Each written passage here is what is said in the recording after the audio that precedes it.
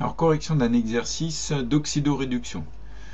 On vous demande du coup, à partir des couples oxydant-réducteurs que vous pouvez voir ici, on vous demande d'écrire des équations, du coup, des réactions d'oxydoréduction, si elles sont possibles, entre les différents éléments qui sont ici. Alors, on va commencer comme première équation avec les ions cuivre et le métal fer. Ensuite, en deuxième équation, on fera le métal fer avec le métal zinc. Et troisième équation, on s'intéressera au métal cuivre sur les ions Ag+. Alors, pour cette première équation, il faut repérer les couples mis en jeu. Donc les couples mis en jeu, c'est Cu2+ avec le cuivre à l'état solide. Et puis le couple Fe2+ en oxydant en solution aqueuse et le fer à l'état solide. Alors, dans quel sens vont se faire ces demi-équations, puisqu'on va commencer par écrire les demi-équations. Il faut repérer les réactifs. Donc on vous dit que la réaction va se faire entre les ions Ci2+ et le fer. Donc les réactions vont se faire du coup dans ce sens-là.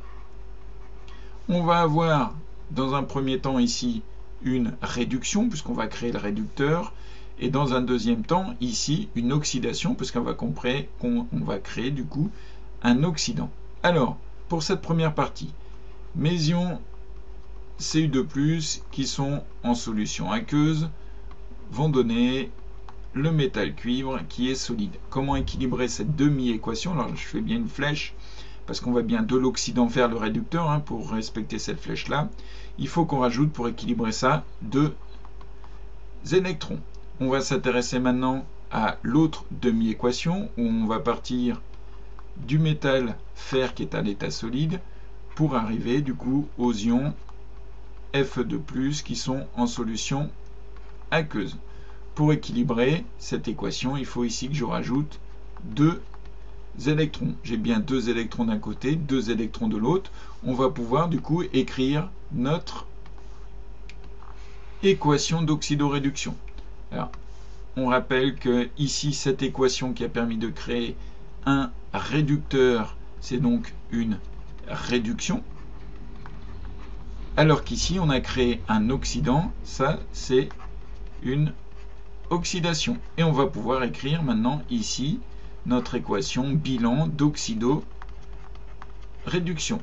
Alors on a bien 2 électrons ici, 2 électrons là, donc on n'a pas besoin d'ajouter des coefficients, et donc l'équation bilan va s'écrire les ions Cu2+ en solution aqueuse qui vont réagir avec le métal fer qui est à l'état solide, et ça va donner le cuivre à l'état solide plus les ions Fe2+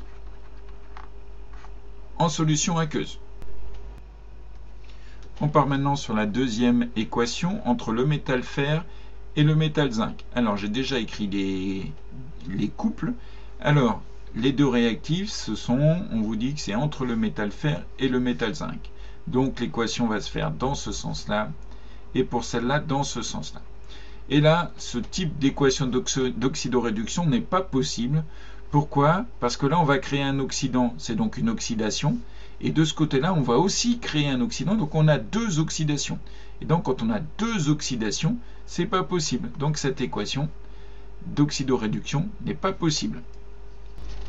Et la dernière équation, alors cette fois, les réactifs sont les ions Ag+ et le métal cuivre. Donc les demi-équations vont se faire dans le sens que je flèche. Alors, on va pouvoir écrire la première demi-équation, Ag+ en solution aqueuse, qui va donner l'argent, le métal argent à l'état solide. Pour équilibrer ça, il faut que je rajoute ici un électron. Pour la deuxième demi-équation, on va passer du cuivre à l'état solide aux ions Cu2+ en solution aqueuse. Pour équilibrer ça ici, il faut qu'on rajoute 2 électrons. Pour passer à l'équation bilan, il faut qu'on fasse attention au nombre d'électrons. Donc là, attention, ici j'ai un électron, ici j'ai 2 électrons. Donc pour équilibrer ça, il va falloir que je multiplie cette équation par 2. Donc pour l'équation bilan, qu'est-ce que ça va donner du coup? On va avoir 2 Ag+ en solution aqueuse qui vont réagir avec le cuivre à l'état solide et ça va donner 2 métal argent à l'état solide plus les ions Cu2+ en solution aqueuse. Voilà l'équation bilan de cette troisième équation d'oxydoréduction.